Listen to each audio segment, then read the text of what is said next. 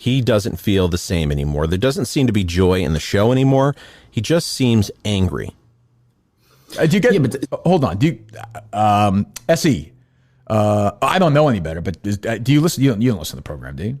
No, I don't. I'm too busy listening to OBGYN videos. Podcasts? Yes. I mean, I don't know. Maybe the guy is more bitter. Maybe he's not. Maybe. And I'm looking at the notes of the guy. Obviously, I spoke to him. You know, if we're going to be meeting with, well, I want to speak to everybody.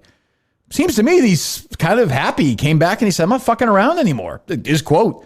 If some idiot says something, I don't care if they've been friends with me, supposedly, or listened to the podcast for X amount of time. If you do something stupid, I'm going to call your ass out. And if you can't take that call out, you know what you are? You know what you are, Essie? What are you? A pussy. You're a pussy. That's really what it is. I would say, you know, I don't know. I'm laughing now. Maybe this guy laughs too. It seems like, I don't know. Maybe he laughs all the time. Maybe he never laughs. But my guess is, and again, this is just, what do I know? Okay, obviously I went to school for, you know, I went to a whatchamacallit school. I did like the University of Phoenix OBGYN. So I didn't actually physically go. The first vagina I ever saw was when I was a doctor. So what do I know? But I know this, maybe the guy is just having a good time. And maybe he's just like, fuck anybody who gets in his way. And maybe he feels freer than ever. And maybe he's going to take everybody down who fucking does something stupid. And if they don't like it, then get the fuck out. Maybe. I'm speaking for him. I don't know. All right, it's the rundown. It's October 2nd, Friday. A busy week in the Kirk Minihane universe. Some really interesting shows. We're going to start off, you heard the sound off the top, talking about Tuesday's show, some of the best sound. I am a DEC hater because of just issues, and so I was happy to have him have to get the Tuesday show dedicated to him. And I think he said, I don't know, I called him a pussy. I don't know how many times.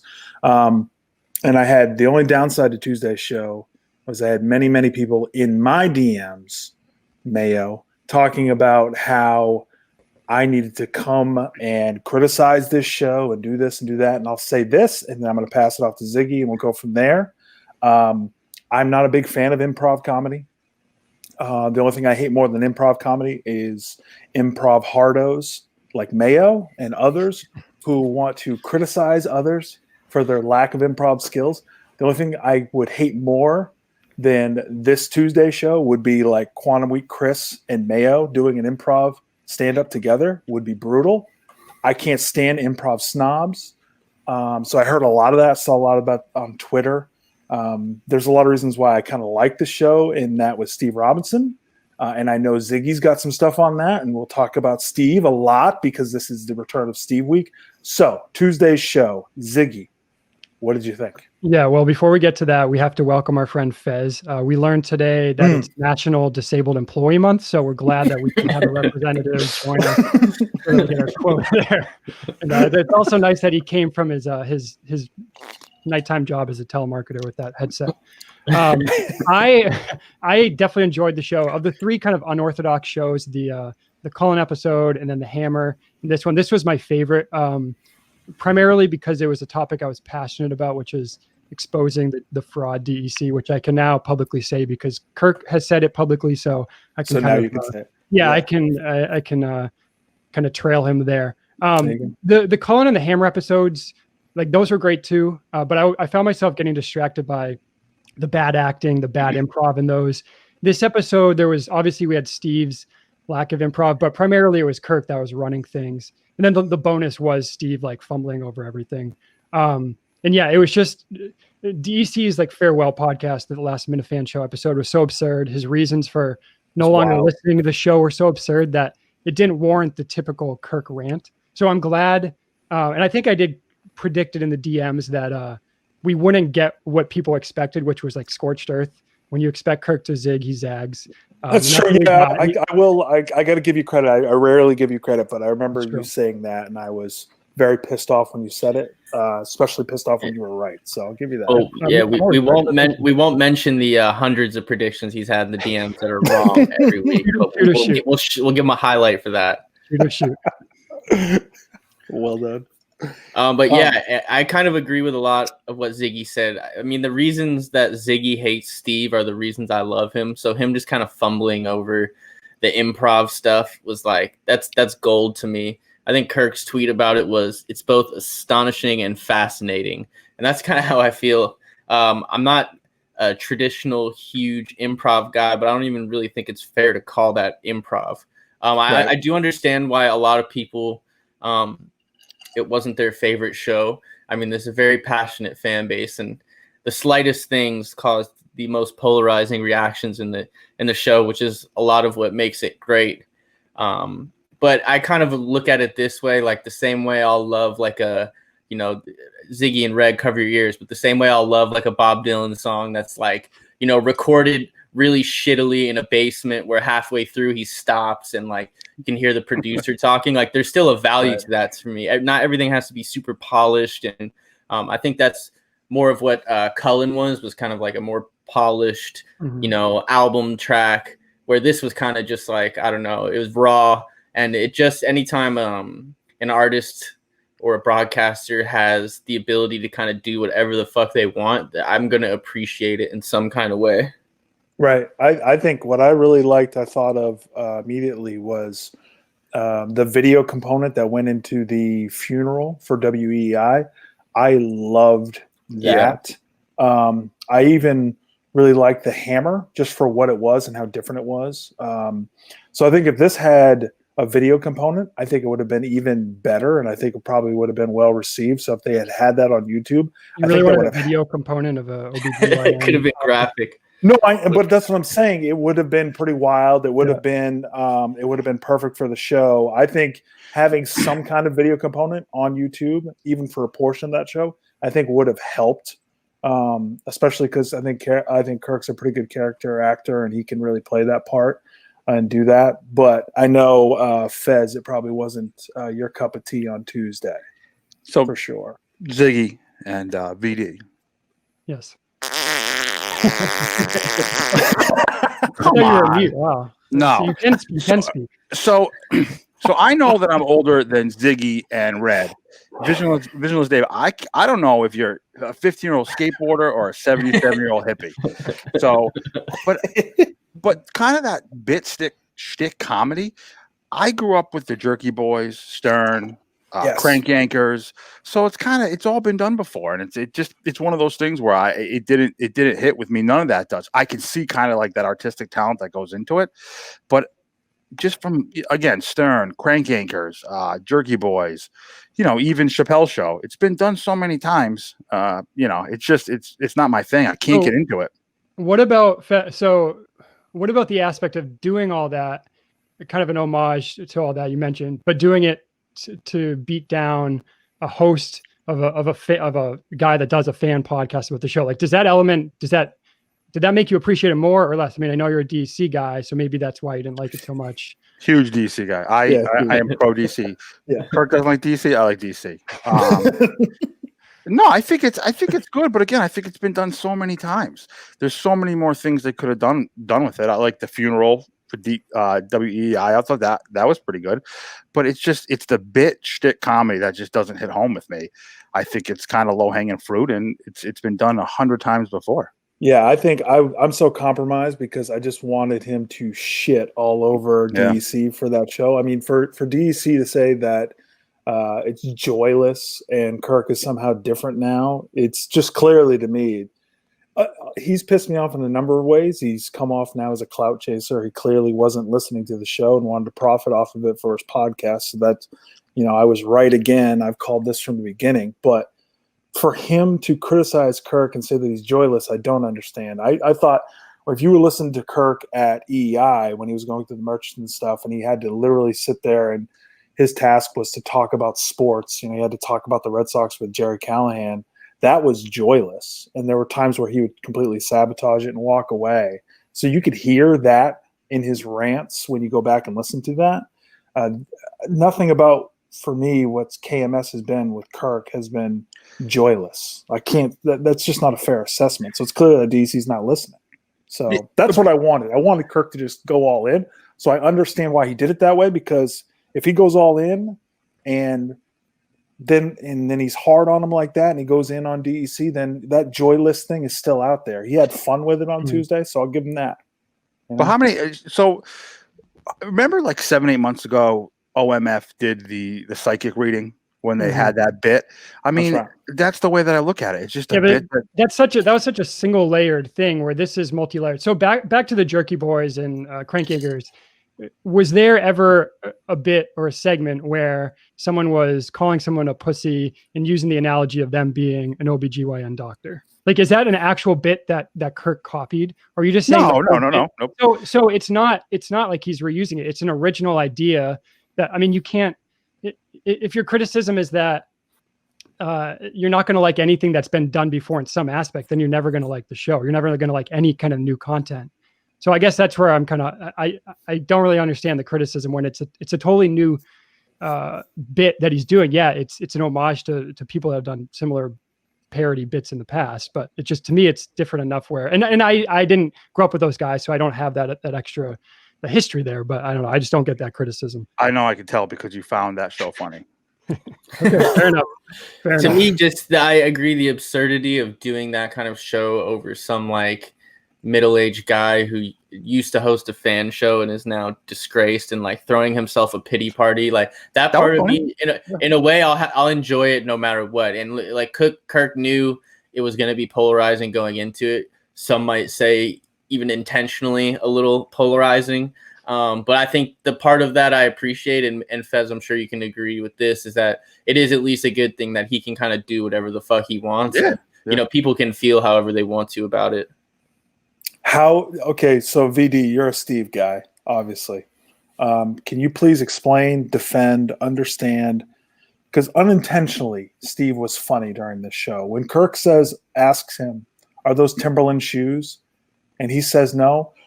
I'm not an improv guy, but you're not supposed to say no. Why on earth would Kirk be asking him if they're Timberland shoes if he didn't want him to say yes and then get into that? What was Steve's thinking? Look, you got to would you want it any other way? I mean, no, it makes Steve haters happy. It makes Robba fans happy. And like last week, I hear a lot of excuses like, oh, it's hard for Carano to produce and talk at the same time. You know, all those people seem to disappear the second Steve comes back, where it's like, yeah, he's got a million things going on. I mean, he's not a funny person intentionally when it comes to comedy. He's Dr. Smith Nansky. He's funny just because when he's authentic, awkward Steve, which, you know, Kirk is able to like shine a light on, like that's when he's great. So great day for the Robba fans. Great day for the haters. The Target Trading Academy one was better because Kirk was like, if OBGYN doesn't work out, maybe I can try stocks. And Steve was like, oh, and then you could tell he was like excited because he had an improv line. Oh, well, you could also maybe try plastic surgery. No, maybe I should try stocks. Dumb it down for him. He had to do that a couple times this week or today too. I don't. He decided he was going to be the number 2 OBGYN. Like, right. Why would it be the number 2, Steve? What are we doing here? Who is Dr. Smith Nansky? How does he pull that out? I love, he couldn't even vamp when it came to Kirk shitting on MHB. He couldn't even do that. And then Kirk just says, whatever he said, you're the best in the business. Steve, or whatever. It's like, we gotta be fair. I love that. We gotta be fair. Like the debate was that night. So, you know, he was probably all fired up, you know, oh my God. Like he had a lot of things on his mind. He'd probably been deep in political Twitter all night. So it was actually the perfect day for that episode to kind of catch him off guard. Did you want to have a preview of that night's debate that day? I don't think I would have wanted a preview. No. I did because you know why? I love when Steve talks politics. Like you can I do love that. Because you're joyless. Oh, you can hear his direction through the speaker. Oh, he goes insane. Yeah. Like he can't stop talking, and then Kirk has to like be like, okay, Steve, okay, relax. Yeah. I love that. The funniest part for me with the improv was the only time Steve like tried to set up his own joke and he had the punchline already ready and Kirk didn't really know where to go. The punchline is just a DC soundbite saying, "I'm letting down my wife." It's like it's like jab at DC. It's the only thing he like really prepped for. Yeah, and just as good as what that episode was, watching the numerous victory laps of all the DEC haters on Twitter for the whole week. It's been great to see all that grave dancing, all those victory laps. Oh, a lot of people were vindicated.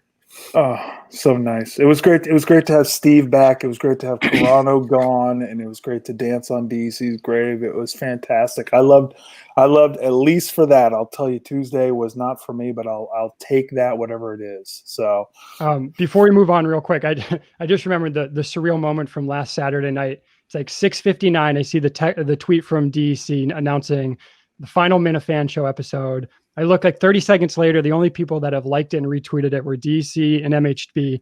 And then Justin the Minifan starts, and Justin starts off with a monologue where he's doing this very serious bit about someone sadly leaving the KMS universe.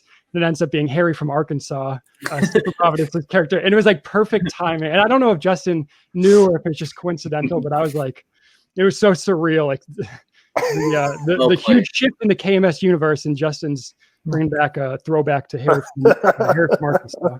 I just don't, I also think of like, let's say we brought somebody in and we click with them. Then what?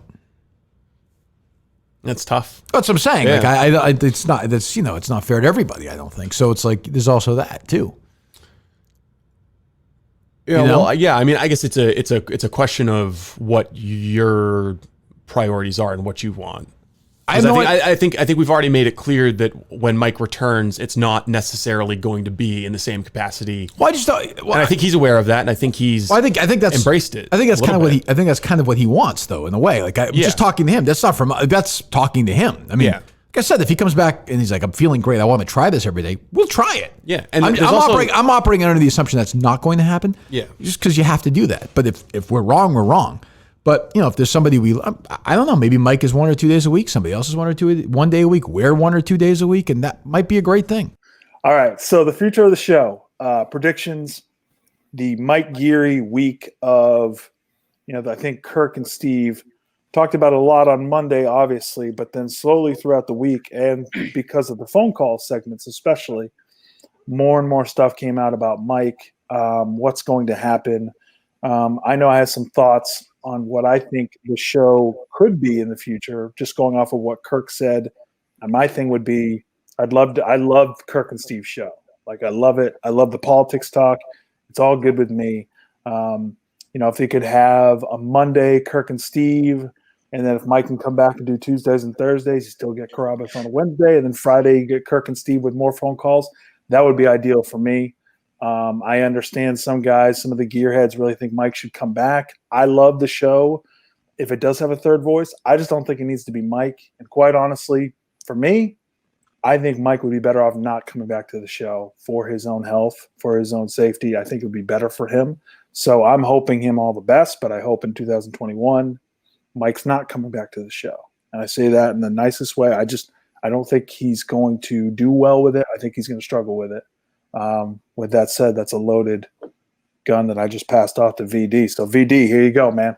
It's all loaded gun. Yeah. I mean, I'll start off by saying I do think Mike is making the right decision if your health is in concern, then, a job may seem important in the moment, but there's really nothing more important than your health. Now, having said that, is the show going to move on without him? Absolutely. And he was in a tough spot where he was a member of the show, barely. He was on the hot seat for a lot of the recent times. So the show's going to move on without him. I mean, Kirk has been pretty open even before Mike was off the show that the show is really a two-man operation where him and Steve are talking all day. They're the ones on the calls. They're the one kind of making having the big conversations. So in that aspect, it's going to be tough for Mike to come back and be an everyday guy. Although Kirk has said he's going to have the chance to come back in some capacity.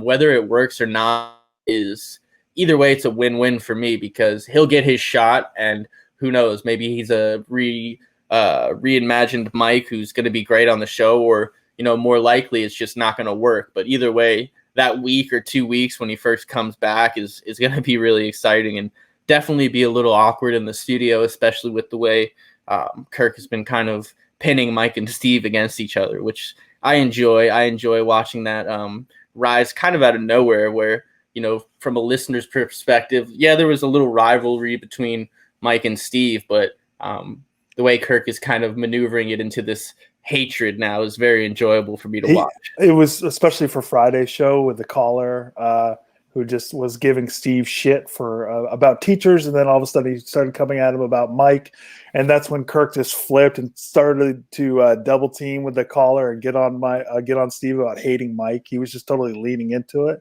It was great. Kirk was going for it, and he's really doing a good job of pinning those two against each other. So I am looking forward to that. Maybe if Mike does come back.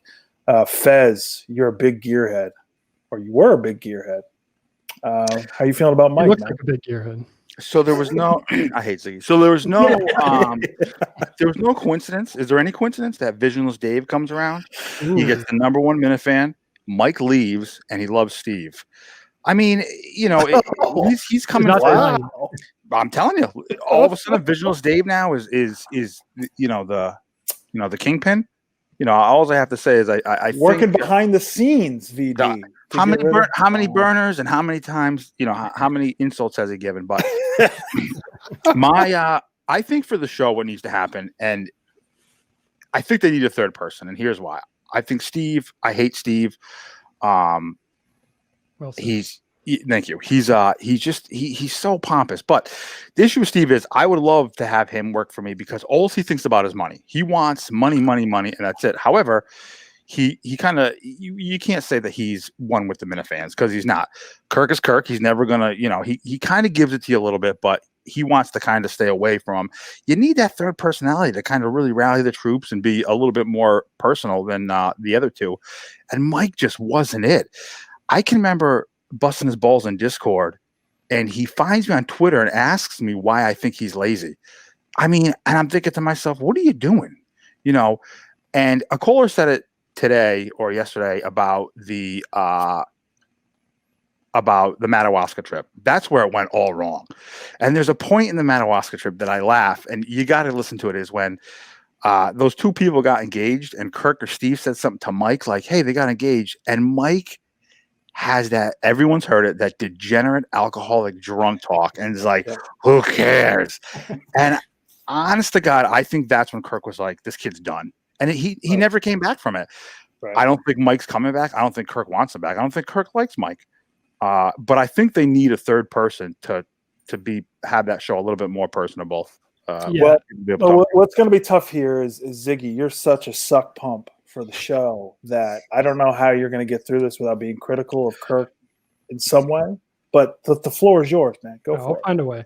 Well, let me first to react to you, Red. You said Mike a couple days a week, maybe if he comes back. Yeah, Tuesdays and Thursdays. I do like that, but I would like to see Monday, Wednesday, Friday, or Wednesday, Friday. I like the Friday. It reminds me of Mutt, where Mutt would come in on Fridays. They would kind of tease all the dumb stuff that Mutt said throughout the week, and then they'd react to it on Friday with him. But if you had him 2 or 3 days a week, in the off days, he can, I mean, in an ideal world, again, and if he's not doing these things, it's probably not going to work out. But in the off days, when he's not on the show, he's doing man on the street type stuff. He's doing YouTube. He's doing some kind of content that they can then react to. And I agree with Fezz, where having the third person in there, having someone that can be the boob or the butt of the jokes, because Kirk will make fun of Steve, but he doesn't. He has much more respect for him than he does a Mike. And when there's someone else in studio, I think I said this a couple weeks ago, the dynamic's just different, where I think Kirk is more willing to poke fun of Steve and point out the dumb stuff he says or does when there's someone else there as like an audience to kind of play off of. So I definitely think a third person is helpful and kind of adds to the comedy of the show. And that kind of gets me to my hot take, which is Steve is extremely hard in his push for a 2-man show. I have 3 reasons for this. The first being he's clearly done with Mike. I mean, all week you mentioned it. He's been pointing out the negatives about Mike. And today he said like, oh, I've just been joking. I'm just going along with the joke. It's definitely not joking. He said a lot of stuff that he's never said before, that there was really no tone of joke there for me. He mentioned how Mike would have a hard time keeping up with the 24-hour news cycle. Mike's role is not to keep up with Drudge Report. It's to make jokes. It's to make Kirk laugh, to play along with the callers. So he's kind of sowing these lies or these false expectations of what Mike should be or what Mike needs to be for the show to work. VD, stop shaking your head. You can react. You can react.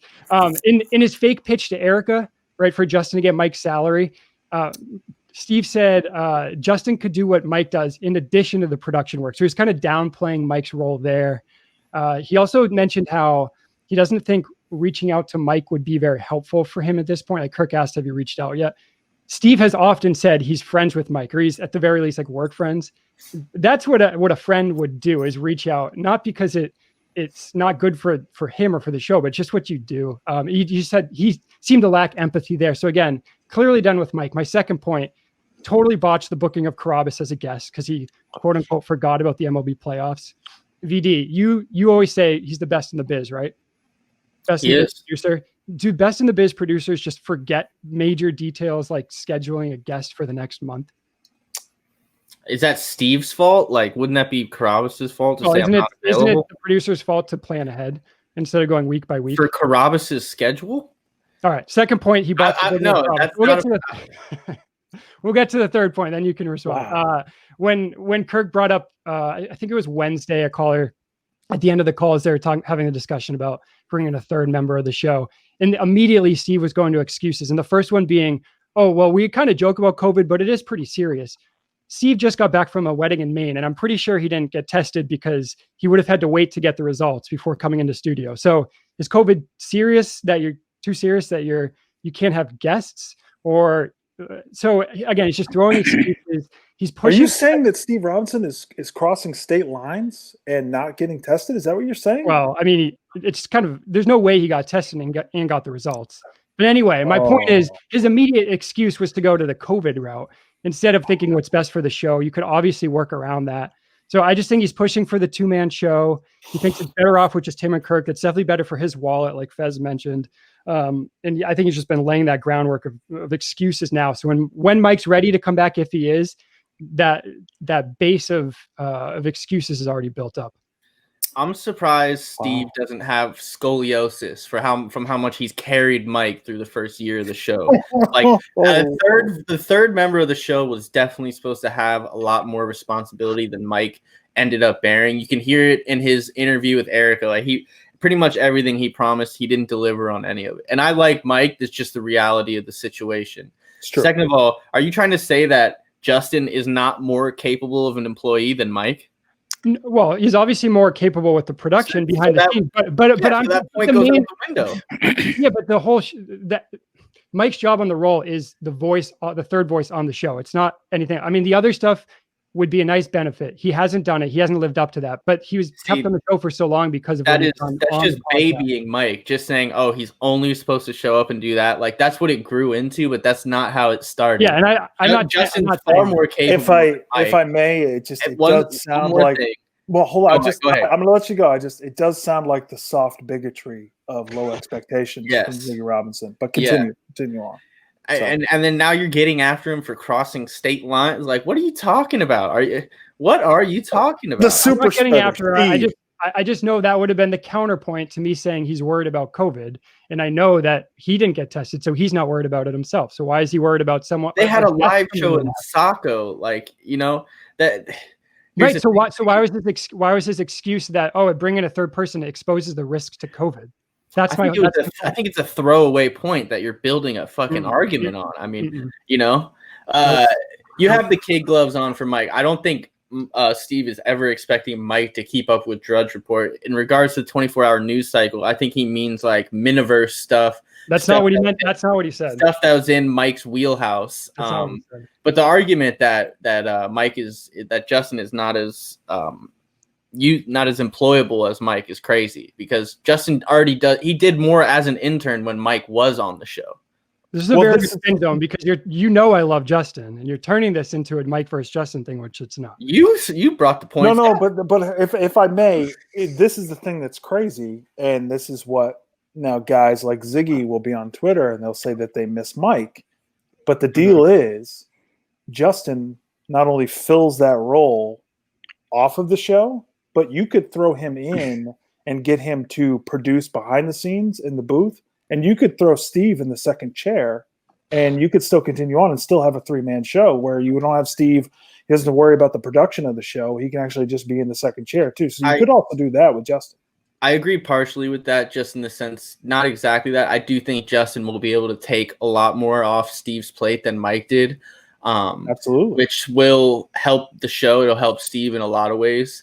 But as far as what Fezz said of having a third voice, I don't think it's absolutely necessary, but I do think there is something to that role where having a third voice that is like the butt of all the jokes, someone that's really engaged, kind of like, similar to the way Cullinane was and kind of remains to be in this world. I think there is a role for someone who's the salt of the earth, like ground level Minihane stuff. I mean, Kirk does a great job of keeping up on everything, which is crazy to even think, but having someone in that role that can kind of liaison between Minihane and show stuff, I do think there's a space for that. But venereal disease, you said something of how long did you say that Steve was carrying Mike? At least a year. At least a year. So whose fault is that? That's Kirk's. Yeah, and I think Kirk would own up to it and saying he was probably pretty easy on Mike, where, he said it, I think, last week, where he was like, look, that role that Mike had, I didn't end up thinking that was going to be his role. He kind of knee-jerk reaction with Mike because initially he thought Steve wasn't going to be as good on air as he was just from the very early shows. And I think Steve grew into that role more than Kirk expected, which made Mike a little more obsolete. But yeah, you're right. I mean, and I think Kirk would own up to that like, was Mike the best hire? Was he the best, hardest working employee? No. Yeah, but you said it too. You said it also too with the Erica interview with Mike, that Mike sold her on something that wasn't actually true. He didn't follow through on. I guarantee you, Mike's sales pitch to Kirk to be on this show was something like that. Now, I don't hate on Mike for doing it because he's trying to hustle, get on a show, and work with Kirk. But he probably sold Kirk on something that Mike didn't come through with. And probably by the time you get to November of 2019 is when I kind of felt like Steve was taking, that second voice role in the show well before Madawaska. I think by then you start realizing like what Mike had promised isn't what we're getting right now. And it just never came through. And yeah, there is something to your point, Fezz, but yeah, I think Kirk would admit that he had kid gloves on with Mike 100%. Go ahead. No, sorry, go ahead, Vidi. I interrupted you. I was going to say if Steve had underperformed in the same way as far as being a producer where he was missing stuff, just wasn't living up to expectations, I think Steve would have been fired much quicker. Like I said, Steve, I mean, you want Steve. Steve's the guy who's just after the bottom dollar. I mean, I think we all can agree on that. But with Mike, and this was brought up about Kirk's leadership skills, about some, I think it was Vern Troy. He did a show. And he said that Kirk needed to be more of a leader. But the problem was Kirk was being a leader because it's so much different in the podcast. Is Mike was there for content, but he never did any content. So that was Kirk. Like Kirk even said, there was times when he told him to go to the winter gala at MGM. He told him to go on the streets to do the videos. He would tell Mike to do these things, and Mike would just never follow through. So that was Kirk really. It's kind of like the sink or swim, and that's where I think Kirk was kind of finally like, you know what, I'm done, and that's. I think behind the scenes, if Kirk could say it, he would just say, yeah, I just pushed him out the door, but he's not going to say it. So thank you for making those points, because those are the points I made when I called into the show and addressed Mike, not when I was babying Mike, like VD claimed, when I was hard on Mike, tough love. I wasn't saying that, I wasn't comparing Justin and Mike off the show. Obviously, Justin or really anyone would be more hardworking and could produce more off air, but it's Mike's what Mike has is kind of intangible. It's hard to describe what he brings to the podcast because it's hard to describe. It's a lot of and it's a lot of laughs, but it's building on the joke. So it's very difficult. And I think that's why Kirk's had a hard time in the past saying why Mike's on the show. He just likes him. He's a likable guy, and he adds stuff to the show that's hard to explain because it's kind of those intangibles. But again, my point was, and I would think that Steve would agree that Mike amplifies the podcast and makes it, even if it's 10% better. Maybe he no longer thinks that, but I think at some point he did. So when when Steve was giving that fake pitch to Erica, he was downplaying what Mike brings to the actual like 2 hours of recording and only upplaying the stuff that he can't do, which is why he was saying, "Oh, Justin can do this and more." That was my point. It wasn't that that Mike would be better. It was that he was downplaying Mike's role on the actual show within the 2 hours of recording. Okay, but in that same sense, like you're saying Steve should, his lack of friendship with Mike is the genesis of him trying to get him off the show, where I think we've all been in workplace environments, and when there's a coworker who's not carrying their weight, like you might like them, but when it comes time to like, okay, we could hire someone else or this person could get promoted, like that friendship stuff kind of has to go out the window, and you have to make calls like what's best for the company, what's best for you. And so I think Steve can still want Mike to be okay and everything, but when it comes to hiring someone else or reallocating that money, like does he have to go to bat for him just because they're friends? No, that's just not how it works. Right. And I wasn't saying he would do that because they're friends. You're kind of making my point. My point being that Steve doesn't want Mike on the show, whether he's good, whether he's ready to come back or not. Like, I don't think Steve thinks that Mike brings enough to the table, because I think naturally Steve wants to drive it in a direction that when Mike's there, it's hard to go in that direction, which is a more kind of attack the enemies, the globes, whatnot, instead of the comedy, which is what Mike brings. So I don't know. You're making it seem kind of like it's Steve's prerogative, like he has a personal vendetta against. Well, yeah, that's kind of my shtick. The show, where I think it's just what's best for the show. I will say that, and I guess we'll close on this. There's definitely something that did change. You heard it in that Sunday conversation that Steve had with Kirk and with Mike beforehand. Like you said, Ziggy, there were times when Steve would talk about how he should call Mike and he should reach out, and that's changed. He was the first one to call Mike, by the way. Right. So something in there changed. Like he didn't want to be on the phone with him, Right. So something happened in that conversation, and throughout this week, it's clear that Steve's been more truthful, and maybe his humor's been more biting. So I think there is something there. So I think, Ziggy, you're partially right, but then also your takes are all over the place, and you want to have it both ways. You would shit on Mike all the time. You even called in and berated him at his job in front of his boss. And he had two great weeks after that. And then you flipped, and then you were this big gearhead, and now you're saying that the show needs Mike and everything else. You're all over the place. I respect it. I call it as I see it. Mike was bad, so I said he was bad, and then he was good after that, and I said he was good, and which is when I said, and then he died because he had which is fine, but then you want credit for all these takes when you're just out here just shooting your takes everywhere. Shoot. And just real quick, because we're going to end on that. I don't want you to think I don't like him. You can DM Justin after. No. This is a legitimate point.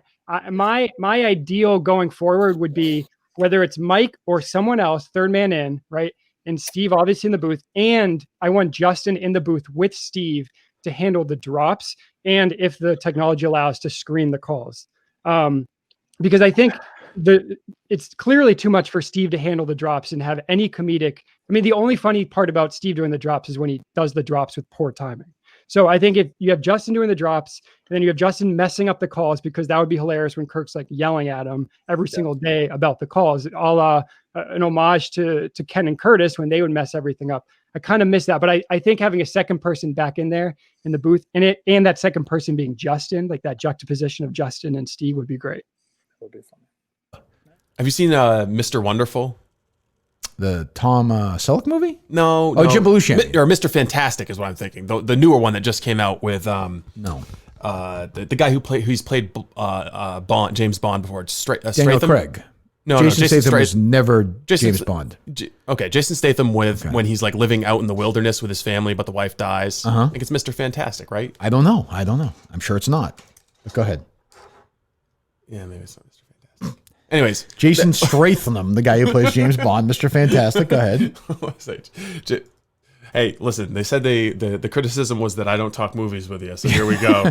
So this is the Jason Statham. Statham, I think it is, isn't it? Yep, exactly what I said. Statham. Maybe it wasn't him. It was. Is it Mr. Fantastic a comic book? Yeah. I'm thinking Mr. Wonderful. I don't see that either in his No. filmography. I'll describe the movie for you. No, I want to know who you're talking. I want to know what. Okay, go ahead. It's the movie where the entire family is living. They're like back to earthers. They're living out in the wilderness, but then the wife and the mother gets like cancer or something, and they can't get treatment in time, and she dies. And then like some of the family want to come back to civilization. The dad doesn't. They're all kind of torn. It's an interesting movie. It's a touching look at a family. We don't know what it's called or who's in it. Are you talking about the one with Viggo Mortensen? Let's see who Viggo. Captain Fantastic? Yep, bingo. Yeah, I saw that. Yeah. It's not bad, right? It's fine, but you're not even close. Yeah. Well, Viggo Mortensen kind of looks like Jason Statham. I mean, Don't they? I guess so. Yeah. Yeah. Sure. He's good in that. Yeah. So what I'm saying, all of this is a long way of saying that. I don't even know what you're saying. All right, so the return of Big Steve. This is hard for me because I hate Steve Robinson, the lying douchebag that Portnoy and I know as Steve Robinson. With that said, I wasn't here last week to comment on Corona Week. Corona Week for me, the shows were still good. Like this show is still very good. But Corona Week was the worst week of shows I've ever heard for KMS. It was that bad. He was that bad, and I'm mad at everyone last week. Some guys here on this show who were way too complimentary of Matt Carano. He was brutal. So to get Steve Robinson back in the chair, somebody who actually listens to the show, who actually pays attention to when they're taking calls and understands how the flow of that goes, I'll take Steve Robinson every day of the week and twice on Sunday. So I was happy to have Steve back, and having him back for our, Ruth Bader Ginsburg, RIP, having that, and then also having the debates this week was perfect peak Steve Robinson.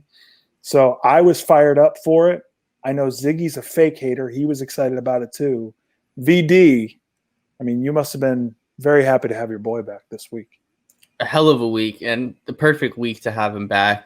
So many political things going on. I'm like Fezz, where I like when Kirk and Steve get into the politics. I'm not super political person, but just hearing hearing the light switch of S.E. Robinson come on, where there was a couple times this week where Kirk was like asking Steve, he's like, what do you think? Like, what's Buck Sexton's take on how the right's going to spin this? And you don't need to ask what you can ask what would Steve's take be, because like beneath the surface, there's S.E. Robinson still lurks there, and he loves going on those rants, and he can just turn it on like it's nobody's business. Oh, I can't imagine like this weekend in the Cape with his in-laws and not being able to say anything. That makes he has to sit on his hands and not say a word. So we did get surrounded by libs. We did get a new nickname for it instead of S.C. Robinson, PB Robinson, Proud Boy Robinson. Yes. And by the way, Steve saying that he's never heard of the Proud Boys until Mike's stand-up at Red 13 is exactly what someone who's inconspicuously involved with the Proud Boys. I knew Proud Boys when I heard that joke, and I'm not that in tune with alt-right like Steve is. There's no way he had never heard of Proud Boys. I think it's safe to say Big Steve definitely has a right-wing political Twitter burner where he's just firing off. He has a parlor burner, we know that. Yeah, exactly. So, yeah, that was quite the lie. Visual Steve, is it going to be for Cynthia's or hydrangeas at the wedding of you and Big Steve? Gay marriage actually not approved in the Bible. We'll allow it, but I'm not going to participate. Okay, just checking. I do like, again, I think Carano's better on air. I just do. I think that he's kind of a little bit more. Wait, what? You think Carano is better on air? I do, and I think. But my issue with Steve is everything is so degrading with Steve. He always has to say it's always like one or the other. Like, we can just make this person not listen. I don't understand why Steve has to be everything has to be cut and dry with Steve. He can never just go with the joke. Like with Ziggy, what he did with Ziggy. We'll just leave that there.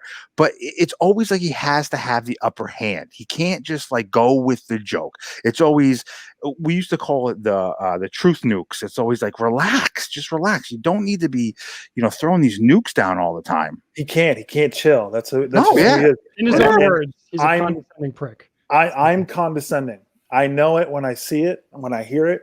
Steve and I are one and the same. We're just total assholes. Now, I don't pretend to be smarter than I am, but he always thinks he's smarter than he is. So when he fails, I'm gonna just love it. Oh, it's great when he gets the words wrong. When he can't even say cadaver, It's great. I love it. See, it's duality of man because the exact reasons you hate Steve are why I love him. Like it's just I love when he's a douchebag. He definitely isn't great at taking criticism, and if you back Robinson into a corner, like you never know what's gonna happen next. But yeah, I don't know. I can't really argue because that's just why I love him. Yeah, I think Warden literally tweeted today that comfortable Steve is the worst Steve there is. And Steve is very comfortable when it's just him and Kirk, because Kirk will get on him, but he'll let some stuff will just slip by. And Mike was good at kind of picking up on the stuff that Kirk let slide by. I did appreciate Steve mocking that guy who emailed him over the weekend, trying to help him out. Just say, hey, by the way, someone might have picked up the dial tones. And Steve was like doing a mocking. I know. And then sure enough, like multiple people did that. Yeah, and then on the fly, he was able to keep calls going and change the password like nothing happened. If Carano was in studio and that happened, do you think he would have been able to fix that on the fly? That's if we assume he didn't scrub the part of the show where he actually did take the time to change the password. So I will say the one thing I miss about Mike is you have to admit for a while there, maybe it was like 4 or 5. It was like 6 or 7 months ago. The daddy issues between Steve and Mike, I do miss that, where they were both trying to. You could sense the joy in when one would mess up, the other one would love it. Like when Steve didn't pull the audio, it was like Mike was having his first child, or he could see again. And then when Mike would screw up in Madawaska, Steve was such a condescending, fatherly prick. He's like, I'm worried if you need something, Mike, we're here for you. And it was just like they were just fighting over the love of the father, and that's one thing I do miss. I think it was one of those shows that we covered, I think, on the re-listen, where it's that drop of, now that you hear Mike saying of yes you did, there's Steve doing that to Mike, and it just totally pisses Mike off and gets him doing it. Just you're right, like just looking for the affection of Kirk Minihane. Those two guys, like that's, if we do get Mike back, at least we get that, because it'll be amazing. But with Steve, like him just going after teachers again this week, he's got like this hill that he wants to die on hating on teachers. Like I just love that he gets so mad about that. It's great. I've shared those opinions of teachers, like kind of the stereotypical, they don't work in the summer, but how angry he gets is what makes it go over the top. There's just something. Like you want him to sit there and just like nod at everything Kirk says and parrot his jokes like Mike did. No, like it's funny when he takes a stance on things. Even it's good. It's good for the Raba fans and it's good for the haters. Like I love how mad. Yeah. The one thing I ask you is, when you have your Zoom chat, milk and cookies with Steve tonight after, can you do me a favor? What I want so bad is I would love to get Steve, if Mike ever came back, is, how Steve always talks about like when him and Mike are talking and Kirk comes in and Mike like goes to attention. I would have loved to seen that video in like a montage, because Steve said they'll be in mid conversation and Kirk will walk in and Steve and Mike will just snap right to attention. Oh yeah, how good would that have been? Oh, if you got like a 7 or 8 time montage of him just snapping. I'm sure one of those times he had his phone right up to his face and Kirk walked in and he dropped his phone. Oh, that's great. One of the funnier parts, I think it was today or yesterday, when Steve was bringing up the story of Trump's like campaign or old campaign manager, and he used the word subsume, and Kirk just stopped him like dead in his tracks and went in a deep dive in the word subsume, which led to Kirk talking about a Latin teacher he used to hate, which led to them both saying they cheated in school. It was just like Steve had an idea, he wanted to bring up a story, and Kirk didn't really care, so he just went a totally different way. And it also should surprise no one that Kirk cheated in school.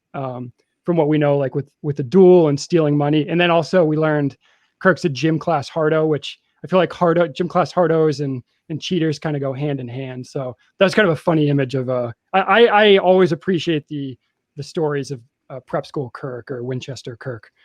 I just love the image of Kirk being a gym, and there's no way that Steve Robinson was a gym class hardo. There's no way. There's no way. He probably dominated because Dexter sport athlete. Yeah, we know he's drunk. He So can't run, VD. I mean, you can at least admit he's a baby giraffe on the tennis court. He can't move. Like, he's totally one of those football guys who can just run in a straight line. That's it. Like, there's no way he's running around in gym class being able to play dodgeball. There's no way. He can't do it. He's too awkward. You saw him throw a football. That dunking video like shattered me to my core. Yeah, I saw that.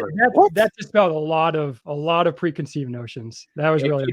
If you don't think Big Steve was in gym class, owning the libs and dodgeball, you're crazy. You're crazy. Shorts on. Just screaming at him, calling him Hillary Clinton, and just firing one off at him. Yeah. Oh, he would love that. Yeah, that's true. Now, he's not much of an athlete. He is a lying douchebag, but he's our lying douchebag. They don't let douchebags in the Pucinian society. That's just so, point erased. No, there's no way. And again, we get Steve back and Carano's not here, and I couldn't be happier. So before we move on, not a Steve topic, but the will, actually kind of a Steve topic, the will call. Was one of the highlights of the week for me. Like redemption for Will on the second half of the recordings yesterday. I loved him being professional, throwing out terms like diversity of thought, and we're in the infancy of the show. Like I mean, he got into Cornell, but he was not playing up the part of the dumb intern that we've come to know. So that was kind of funny. And then the funnier part was when Kirk was like, one thing you can say about Will is never overthunk things. It's hard to hate Will. I mean, that call was probably the highlight of the week for me, was that Will call, just because I could picture him like in his car, just panicking, but trying to sound smart. I think he said he was on the freeway and he had to pull over, and he kept saying, "Oh, well, I'm driving from Albany," as if that's relevant to the conversation. Albany. Oh, I loved it. Oh, the diversity of thought, trying to sound smarter than he is. I mean, he went to Cornell. I know it's an Ivy League school, but it's it's the bottom of the barrel Ivy League school. I love Will. I'm looking forward to this podcast that he's producing. I don't know how long it's going to last, but I don't know how long he will last on it. Oh yeah, she's a female and she likes sports and gambling. Yeah, she hit a home run with Will as a producer. That's all I'll say. Oh, perfect. I'm a number one Willa fan. The Willaverse is going to take off. Set up that Discord. Let's go. He just has to be careful, because if he keeps giving updates or giving little nuggets to Kirk, he will not last long. No, there's no way. Because Kirk will take those and just guerrilla marketing. What other producer has gotten that much promo for their show? Playing chess. That's true. He was playing chess. Jeez. Proud Boys, assemble. All right, so it's the after show. We've got Barstool talk. We've got callers this week. Miniverse and YouTube is always a talker. Big Barstool week with Portnoy coming on and saying goodbye to Blind Mike, having that conversation, and Barstool Bets and Erica Nardini later in the week. It was a really good week for Barstool talk, and anytime we're talking Barstool, I do like to talk to VD because that's kind of how he found Kirk Minihane, was through Barstool. The thing that bothers me the most, and you might not have anything on this, VD, but I get so pissed off at the old school Minihane fans for talking about, Barstool has changed this and that and giving them shit for it. They want to treat Barstool as an investigative journalist, like an investigative journalist website that will come in and they were supposed to expose people or do whatever the hell they thought Barstool was or what they're supposed to be now. I love that KMS is a part of Barstool, and it sounds like maybe that they'll get renewed. Kirk will get renewed in January and maybe be long-term and avoid that subscription service, which is what I'm hoping for, because we get all this good Barstool talk and get Dave Portnoy on the show. So being a Barstool guy that you are, what were you thinking during that Portnoy interview and Barstool Bets and everything, where they're kind of getting geared up for more Kirk Minihane show? it was good to have Dave on. It was obviously underwhelming, where he didn't give us a ton of stuff. But I did think it was interesting when he mentioned kind of he's going to be activating the Minihane soon when the gambling thing comes to Massachusetts. And I do think, and this has to go in kind of with Kirk renewing with Barstool most likely, is if you need an online force to like download the shit out of an app and give it a shit ton of 5-star ratings and reviews, like, yeah, why not tap the Minifans? And I'm actually surprised people at Barstool don't do that more often and kind of buddy up with Kirk and kind of use him as not a mercenary, but even I kind of thought too when Casey Smith was getting killed by Whitlock, like, you know, she probably could have benefited from like calling Kirk before that and being like, hey, you know, I'm having this guy on, I'm about to go head to head with him. I don't do it very often. Like, you know, basically give me some advice, because he's very good at doing that. The Minifans are, you know, very active on social media, very influential group. But I do agree with you. I'm able to look by it now, just kind of the older Minifans who are just like, oh, Barstool's irrelevant, where it's like, you know, that's a hard argument to make. It's, I think, the number 4 podcasting company in the world behind like NPR and a couple other ones, where it's like you can't argue the benefits of being at Barstool. You can criticize them for maybe not being the bad boys of the internet like they were, you know, 10 years ago. That's definitely true. But I think that's also probably why, you know, they have that hundreds and hundreds of $1 million evaluation, and why the company has grown so much, and why they can bring people like Kirk in. So I think it's fair to take shots at him for it, but it obviously makes sense to me. Yeah, and with everything that seems to be trending, the bets and everything else, like, I don't know how you feel about this, Fez, but I just love that Barstool has guys like Kirk Minihane on there, so it's not just all the time gambling. You know, I think KFC can kind of fit that role too, but for me, like, KFC is like the homeless man's version of Kirk Minihane. So to have Kirk at Barstool, to be able to carry that for them and be a character for them, especially in Massachusetts when they're trying to get Barstool bets there and really plant the flag. What do you think about everything with Barstool this week and everything that's what could be for the future? I wish that Dave woke up a little bit earlier and took his Adderall. He would have had a little bit more energy on the phone. But people forget, like, go back or type in Inside Edition Dave Portnoy and watch what Dave Portnoy used to be. There's a great clip of him. I think he says something like, if a woman's and I'm quoting Dave Portnoy, if a woman is wearing a size 6, she should be, you know, and I won't say it because I don't want that. But as Visionless Dave has said, it's the reason that they're changing so much is because they're growing. Like, do you think that Penn National is going to look at Dave Portnoy in the Milton's office, in an old dentist's office, with no dormers in his ceiling, and having Blind Mike getting thrown a wallet at him and say, hey, here's $500 million? That's not going to happen, $250 million. Right. So you have to take the good with the bad. They're not going to be the trendy bad boys of the internet anymore. They're going to be more selective of what they want to put out there. They're going to be more selective of the headlines that they want to cause, because they're trying to make this I think, a whole different betting entity. They're trying to take away from the casinos, and they're trying to make their own, you know, kind of like their own umbrella. I think Kirk leaving Barstool would be the dumbest thing that he could do. Being under the umbrella is great. You know, there's endless possibilities that he has, and he's in Massachusetts. He has a brick and mortar building, and he has room for more. You know, as we know, as Will said, there's more room in there. So plenty of room. Yep. I think, but I think that people say that Barstool has changed. Of course it's going to change. You know, Dave goes from, you know, paying $1,500 of rent in the old Milton's office to, you know, having a multi-million, $100 million operation. It's stupid to think that they're still going to be the bad boys of the internet.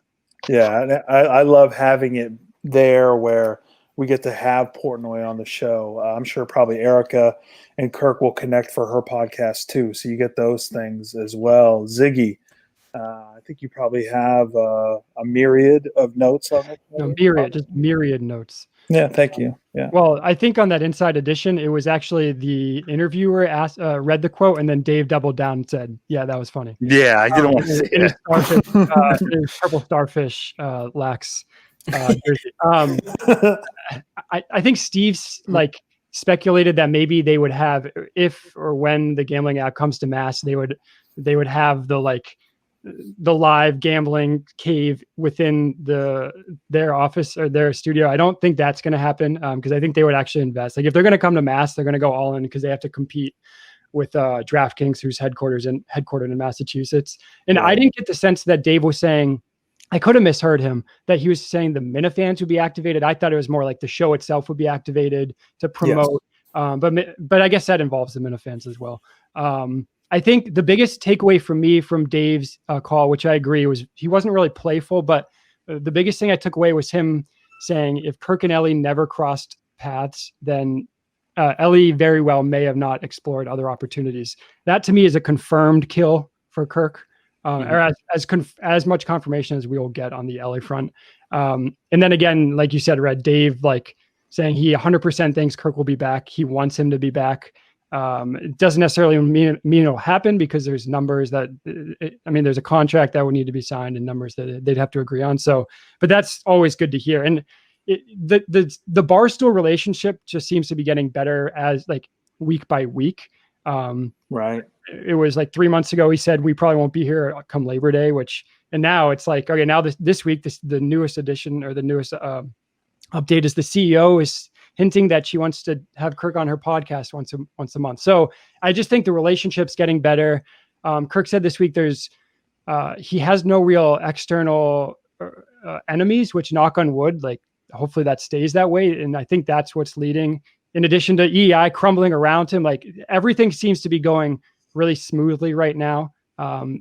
Again, knock on wood. But I think the Barstool, like having no disruptions from the parent company is just going to help that situation. Right. And it doesn't sound like anything is joyless there either, which goes absolutely back to not. Which like, I tweeted that today because I tweeted after listening to the show, I was just like, that was a really like upbeat show. And it was the second show they recorded in one day. And all I could think of was like, that was just a great mood all around. Like how dumb was DEC to speculate that the show had no joy? Stupid. And I'll say the same thing for the guy who calls in and criticizes the callers. There's been a couple of guys who call in. Like if you criticize the callers of the show, you don't get the fucking show. Like, I'm not saying that you're a fan. I would never say that somebody's a fan or not a fan. That's not for me to judge. But there's going to be a lot of shit callers in there. I've even called in to make fun of those callers, whether it's talking about a golf course in Western Mass. Like that at that point, I think it's trolling when people call. Can I cut you off? You said you can't criticize the callers. I think you can criticize the callers, but not the premise of having calls. Yeah, that's what I'm saying. Yeah. So the premise of them taking the calls, like it leads to so much funny stuff that it's such a great way for like who the hell what's the ratio that you need to call in and be critical of the show or be critical of Kirk? If you're a fan, who's going to call in 300 times just to then be critical of Kirk? Like it doesn't make any sense to do that.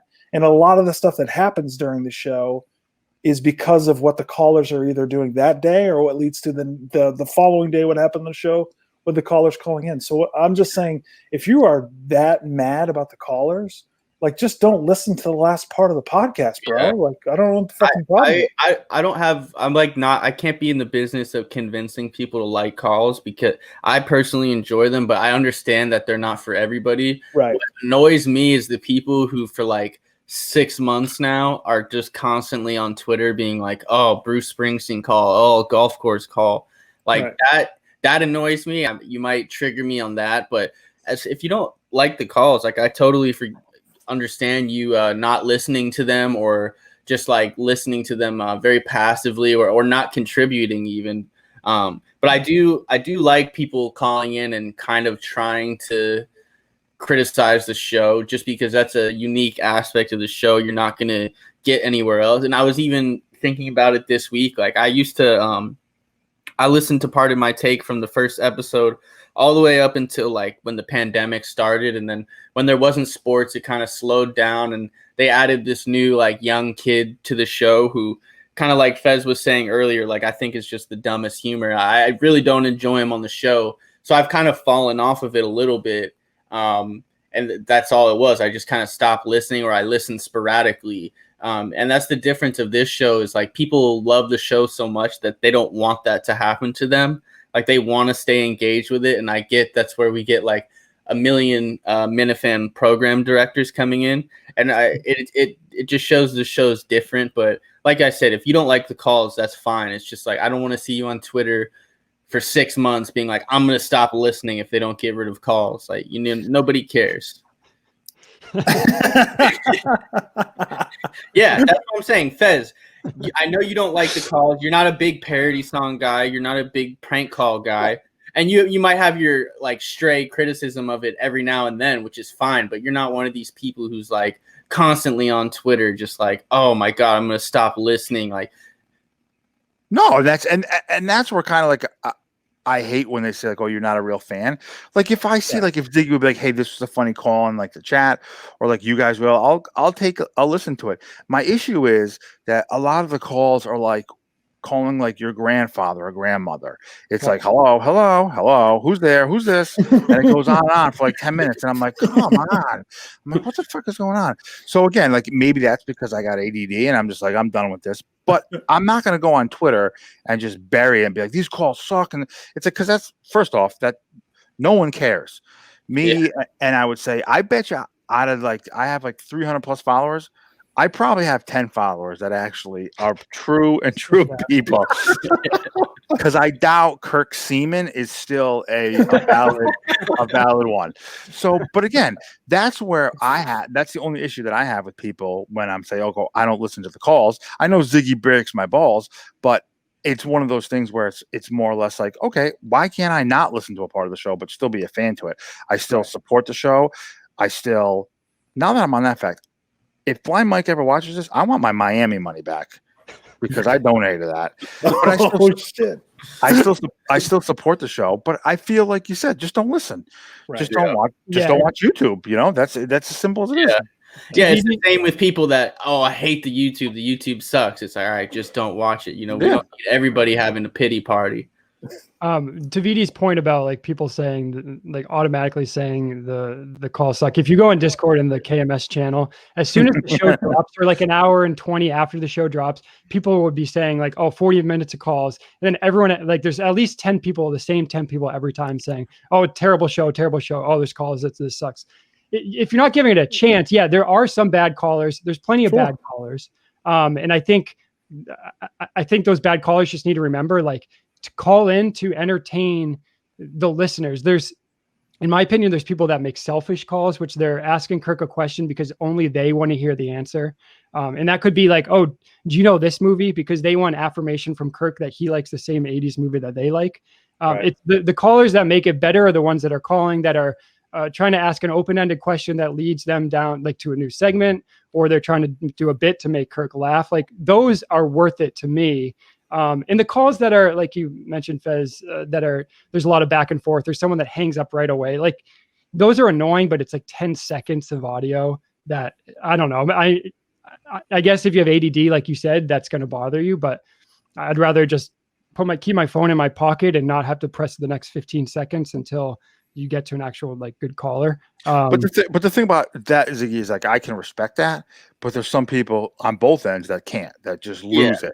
Like VD was talking about, that'll just go like, you either like love the calls and you'll tell me that I'm not a real fan, or if you hate the calls, you'll be like, well, then you suck. You're a suck. Well, you criticize the show if you're not a real fan, just so we can be clear. Just not a real You're fan. already not a real fan. What are people doing when they're listening to the podcast? Are they just sitting there like listening that close? Like to me, when I listen to the podcast, I'm at work or I'm like doing something with my headphones in. Like it's not that big of a deal to me if I tune out for 30 seconds of like a golf question or something. I don't know. There seems just to be such a high standard for every second of the show. I'm hoping my wife and kids don't actually call my name when I'm listening to the show, and I just sit there and I'm like, so. Yeah, go ahead. The guy that did call and went off saying like the show's too formulaic and the calls are boring. It was pretty perfect. The very next caller was an 80s movie question. That was Timing could not have been more perfect. if I was on hold, I would have made it obnoxious with the next call. Like just totally do that, because that guy triggered me, I guess. Like, I don't know what ratio you think it needs to be for positive to negative or whatever the hell you think this is, bro. But like, if you don't like the calls, why the hell are you even calling in? Just shut up and don't listen to the calls. I don't know. Beautiful. It's a beautiful thing. And I liked his criticism of just being like, oh, the show is so immature, you know, which I understand a lot of people didn't like Tuesday's show, but like, go listen to fucking KFC radio where they do 2 hours of Would You Rather, like, you know. Right. Yeah, Red used to be a prolific caller to CCK. So that is the standard, right? That's what I'm saying. That's my show. That's what you could have. I'm very well known for calling into that show. KFC hates me. Absolutely. So to talk about YouTube and the Miniverse, we're deep into the show right now. We're coming up to an hour and a half for sure. This is where we get inside, claustrophobic, talking about the Miniverse, the YouTube, my concerns. Channel Zero, are they going away? They're branching off on their own. Just another show, just gone, chasing the clout and everything else, going the way of Quantum Week, where you're no longer on I YouTube. will step in there and I'll defend my guys. I love that show. I love Elvin. I love E. Is it fake news? Are they sticking around, or are they really leaving? They're kind of considering going off the network. I love those guys. The way they described it was like, especially around the election and everything, like they kind of want the control to be able to like go live during elections or put out a ton of content, and they kind of are in a place where they feel like if we're cranking out a ton of episodes, like, do people really want that? They just kind of want a little more control. So I understand why they're going. And it's like people may try to frame it as like, oh, you're just coming in to build up your name and then leaving. But I mean, Elvin, he called the show on Friday. He's a real fan. Like, those guys like the show. It makes sense. If you're putting all this time, I think they've done 40 or something episodes. So they've put in a good shift on the YouTube. I understand if people come in and come out, you know, you got to just appreciate it for what it is. So I'll defend those guys. It's too bad we're losing them, man. I don't like to. Yeah, I don't think it's 100%. I think they might be sticking around, but yeah, I mean, I get why they do that. But the thing on YouTube I am very excited for is, I guess if you're listening to this right now, very shortly, we have Minifan X making his glorious return to Justin and the Minifans. My guy, put your X's up. He kind of came in so hot last week.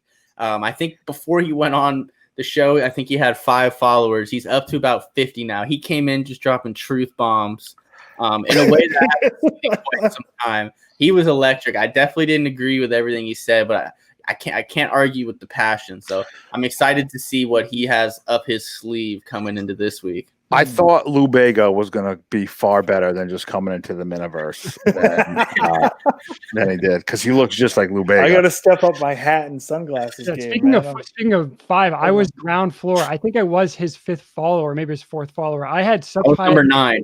Yeah, like you said, VD, he was shot out of a cannon on Justin the Minifan. But I have to say, my man Minifan X, very disappointing week. No. When you're watching like a dramatic TV show and one character dies and then the music changes and a new character comes in and you just know this guy is going to cause trouble. That's what I thought Minifan X was.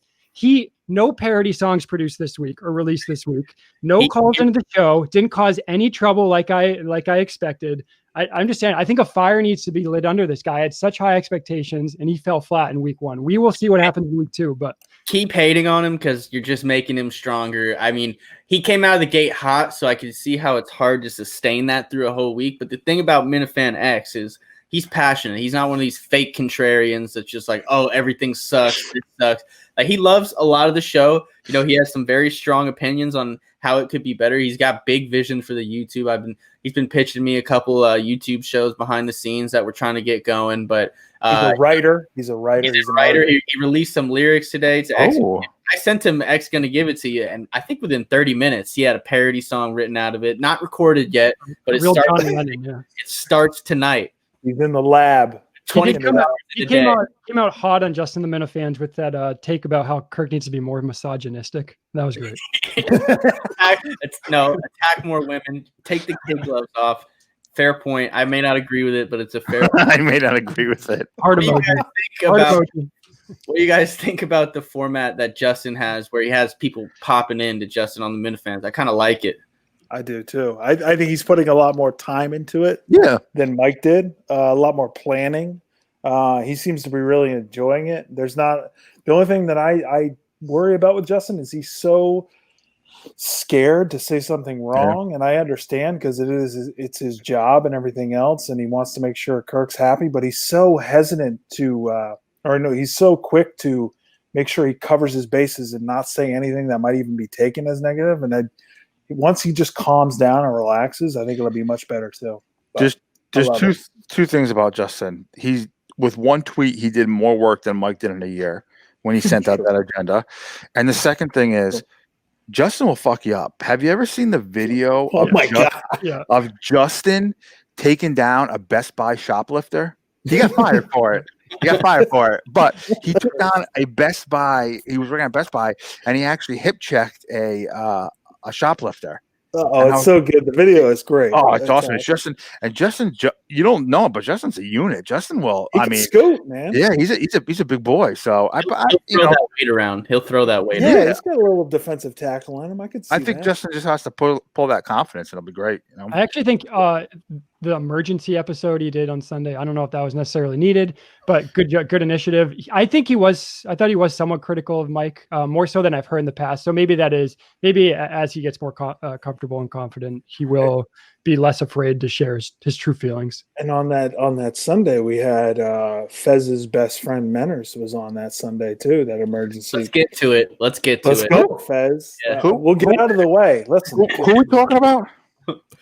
Who? Who are we talking about? Are we talking about the guy who hates America? Let me ask you guys a couple questions here, okay? Let me ask you Menners. I don't know Menners too well, right? I can't remember him, right? Is he the guy that looks like a dog that got lost in the woods, came out with mange, and then he had a groomer cut his hair with Tourette's? Is that the guy? the alopecia Australian? So here's my problem with Menners. It's a double standard, right? So you have people who tweet out Tickle My Pickle podcast, who he freaks out about. He loses his fucking mind. And what happens? They're doxing me. They're taking away my business. Don't go look at it. I'm just saying the followers that podcast has is like 3. Okay. So it's not like he's making millions of dollars. But then when a predominant Minifan does it, nothing is said, because that's the Menners way. Gone with the Menners, it should be called. That's what he is, because he just sways back and forth. It's okay for one person to do it, but the next person it's not okay because he doesn't have enough Twitter followers, and that's all Menners is. He's a fucking baby. He blocks me, right? Because he says I'm trying to dox him because he doesn't have the wit to deal with me. And that's okay. And I'm okay with it. I know I'm obnoxious and I know I can be annoying, but Menners is useless. And he hates America. So we have any war veterans, if we have any people who have immigrated over here, remember Menners hates America. See, this is why I love Menners, is because I love Menners and I love his haters and I love the critics. And I love the guys that want to troll him. And he's not really great when he gets trolled all the time. He takes it very personal. It's all fantastic. I love it. it. So I have one of the two things I have to say. One thing. I listened to his podcast. I'm not going to say what it is. And I would say if I had a choice to listen to that or go onto YouTube and listen to videos of airplanes, black boxes of the pilots crashing, I would listen to the pilots crashing. It is terrible. Terrible. His podcast. And my favorite thing is he comes and he ranks the YouTube shows. Go listen to his podcast. The only thing he should be ranking is how dirty the Home Depot toilets are, because there's nothing else he should be ranking. That's how bad he is. And secondly, he's a pervert. And I'll leave it at that. He is the horniest Minifan on Twitter. There is no. Oh, he's big horny. Well, I mean, all you have to do is hold a mirror up to him and be like, "Hey, you know why not getting any? Your future ex-wife ain't giving you any. and the milkman's kids are hiding from you. So let's relax a little bit. I love Menners. I will say Love him. went to some kind of dance academy this week because he was moonwalking everything he was saying this week. He comes out and gives the main show like a 30 rating. Kirk doesn't even really go after him, gives him like a little bit of criticism, kind of warns him. And the next day the show is a 99 or 100. Best podcast in the world. So he was backtracking like Ziggy out there. He was moving. He was falling into line. Yeah. But that's my problem. When he can't match wits with you, there's three things Menners does, right? So the first thing is if he can't match wits with you, he'll scream over you. But unfortunately, with StreamYard, you can't scream anymore. So it's great. He just screams, and it looks like he honestly just looks like a guy having a heart attack, right? He's like gasping for air. He's doing like the this. So if he can't scream over you, he calls you a cunt. He calls you, boring. But as I told you, go listen to his podcast because he shouldn't be rating anybody boring. And then the third thing he does is then he tries to get personal and say like you're doxing him or you're taking away his business. And that's what drives me bullshit because I have a tweet that I've said, I'm not going to send it out, where I actually made a couple Google accounts and gave that shitty restaurant that I wish I never did 5 stars. So I broke the law because you're not supposed to do that. And I'm admitting it on YouTube, for my old friend Menners, who blocked me. My boy. So is there any room for redemption in the Fezz Menners relationship from your perspective? Is this something that can be healed, or is this I like to imagine that your families will be fighting for generations? You belong to each other. You belong to the ages. I want it to be like my daughter goes to abroad over to Australia. She's young now. I don't know if Menners has, I know he has kids. He's mentioned boys or girls, but I would like to imagine, like you said, VDs, where it's like a movie. I go over there and like it's the wedding, and then Menners is there, and then it just it ensues of me fighting with them, and our wives like, oh stop, and that's I really hope for it. I just wish he could take a joke and be and like it, because you, VD, you have been just as hard on him as I have, but because Kirk said, Visionless Dave is #1 Minifan, he wants you to use his face as a toilet seat. So that's what pisses me off. It's like, because I'm just Fezz, that he wants to put all his blame towards me. He's sexually frustrated. What can I tell you? If we can at least all come to agreement, though, the thing that will bind us together, bring us together, whether it's Fezz and Menners and VD and myself, is we all have a hatred for Ziggy. So the hatred for Ziggy can bring us all together. I feel and that's uniter. Do you know that he unfollowed me because I quote tweeted too much? Like, at least Red will. That's absolutely true. I unfollowed you because you're bad at Twitter. So you start your tweet, you tweet at someone, but you don't put a period before it. But you expect everyone to see it. It's Twitter 101. You don't like the Carano threatened tweets? Those get me every time. Every single time. You pissed me. I've got a couple people at that where they said they'll DM me and say, "Stop throwing this death threat stuff around. What do I do?" I love them, but I don't even like replying to them, because then you have to explain to people, and it's just oh, what is that? Don't worry about it. After my guy Minifan X, he's new to the Twitter world. He had no idea what's going on. He's like, dude, I think you got the wrong guy. Oh boy! All right. Well, any final thoughts, VD, and then Fezz, and then Ziggy's got a long list. So, any final thoughts, VD? It's good to have you back, Red, and not have to host this show. It's a lot more fun. Oh, I'm so happy to be here. That'll be my Tuck Pump final quote. And Fezz, thank you for coming on. Hopefully, some progress in the Menners relationship. Doubt it, but hopefully. Yeah. I just want to say thank you to Kirk, Steve, Visionless Dave, Ziggy, Steve from Providence. Thank you for letting me sign in to your Twitter account and message Menners, and thank you for giving me your DM Menners. So they'll give me things that Menners says, so they're against it, and I expect Ziggy Robinson, Red, and Visionless Dave to block manners and to pick a side. Yeah. Thank you, Fez. Ziggy, anything else? Yeah. Speaking of people bad on Twitter, I want to formally nominate one Visionless Dave as for the role of social media intern for the show, because Steve Robinson is so bad at Twitter and tweeting out these clips. The comment. I noticed that you're burying this at the end here, by the way. That's a lot of fear on your part. No, I don't want to give VD that much praise. Okay. Because his head's already that big. The comments he puts on these tweets, if the point is to get no traction, he's doing a very good job. I don't think that's the point. I don't know if VD has any experience running social for anyone else. If he does, that's great. If he doesn't, who cares? Because he's much better at Twitter than Steve is. I think VD should take that role on. It's I don't know why it triggers me so much. It's the Steve derangement syndrome, I am sure, but I just get mad when I see a great audio clip or a great video clip from the show attached with a terrible comment that tags no one and doesn't bring any reason for someone new to actually listen. Hopefully, VD, you don't throw Harrison under the bus here. I don't know what you're going to. No, I have confirmed that these tweets are from Steve, the bad ones. So you're gonna follow Ziggy? I'm thinking about it. Yeah. Pick a side, Ziggy. Pick a side. You got to unfollow. You unfollowed me because of it. So why don't you unfollow that? That's very thoughtful of you, Ziggy. I mean, Big Steve, he knows I'm here if he needs me, but maybe we'll negotiate. Is there anything else? You said you had a long list. No, I mean, I kind of got to it earlier. I just think the show is in a good place because, like I said, there's no enemies. The EEI is crumbling. Barstool relationship's never been better.